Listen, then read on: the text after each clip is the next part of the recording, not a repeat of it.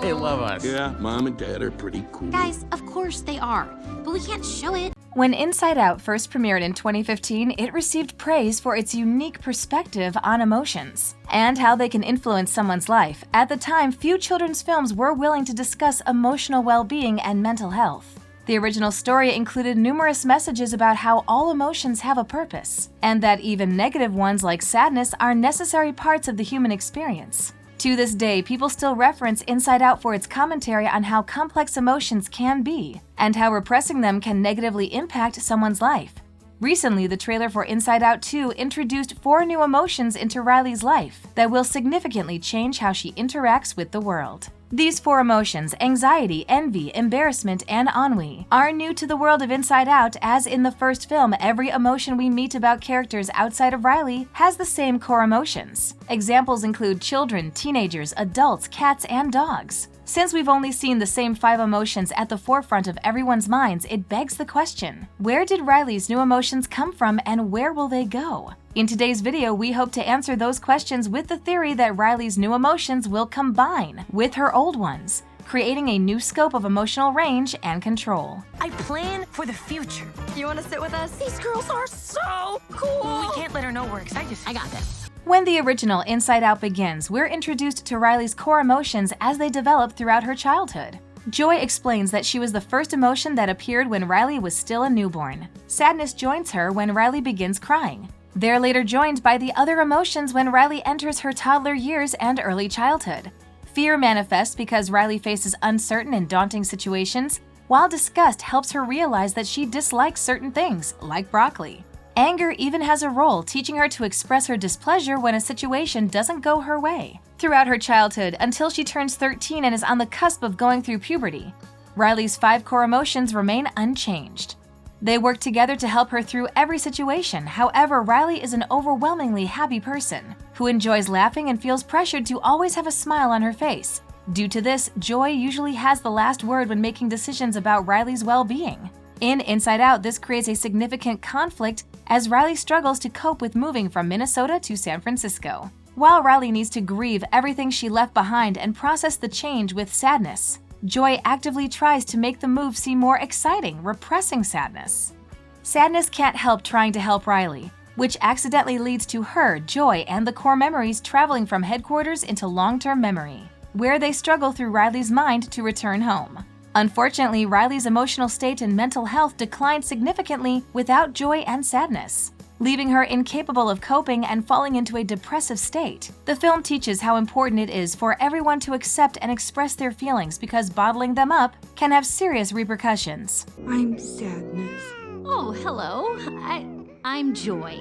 In Riley's case, she tries to run away from home. Interestingly, the film establishes that everyone, no matter their age or situation, has the same 5 core emotions. However, the dynamics within someone's headquarters can differ from person to person. While Riley's primary emotion is joy because she's a primarily goofy person who tries to make everyone smile, the same isn't true for her parents. During a dinner scene, the audience receives a look into the heads of Riley's mother and father. Mrs. Anderson's lead emotion is sadness, signified by her central spot at the control panel. Due to sadness, Mrs. Anderson is more intuitive and empathetic. In contrast, Mr. Anderson relies on anger, which results in him jumping to conclusions and starting an argument with Riley. No 2 people are the same, including family members, so it makes sense that the core emotions adapt to accommodate an individual. However, a brief scene showcases that emotions can do more than accommodate because they can morph to change appearance when one emotion is stronger than the others. When Riley first moves to San Francisco, they drive past a bus driver enraged by the traffic. When the bus driver's emotions appear, they have the colors of the core 5, but they're each shaped like anger.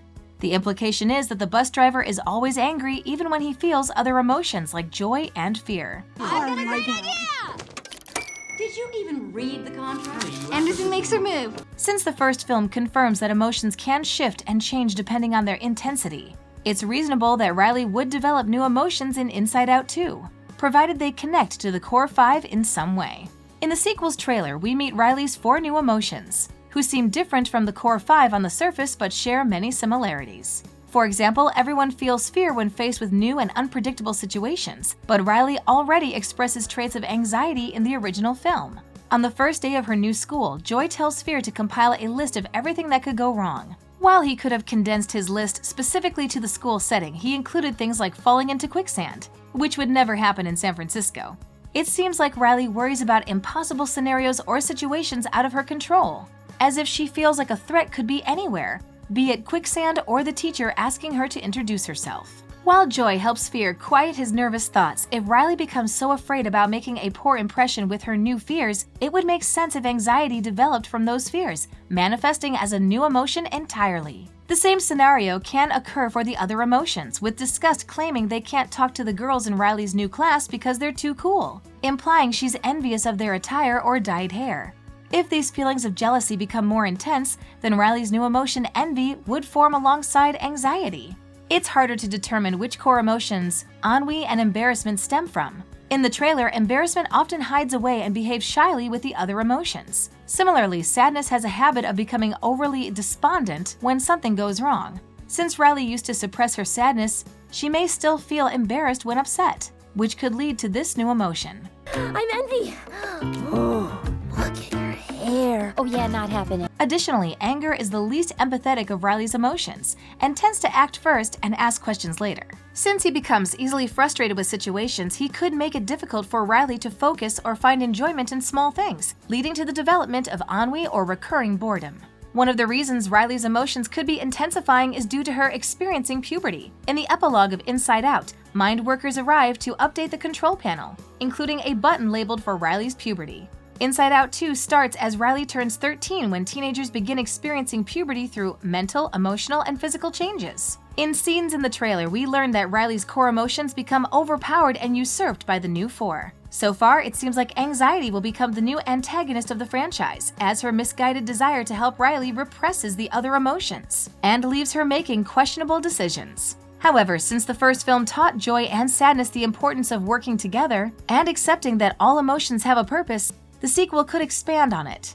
For Riley's mental health and prosperity, Joy and the other core emotions must return to headquarters, where they can hopefully mend their relationships with the new emotions, learning how to help them express themselves to help Riley navigate the new and complex situations in her teenage life. If they can do so successfully, then it's possible that the new and old emotions can work as one, leaving the core five, like all other characters shown so far, as the primary emotions in control of Riley. In doing so, the core five could expand their emotional understanding and become responsible for more situations and circumstances. For example, sadness could help Riley cope with embarrassment, and disgust could help her process envy. We'll likely learn more about this process when the sequel premieres this summer, but for now, it seems like Riley and her emotions have plenty of growing to do before they can become whole again. We gotta get our mouth guard, people! Fear. No, that's not ours. With only a small scope of emotions showcased in the first film, we can only assume that everyone will grow to have new emotions when they feel overwhelmed.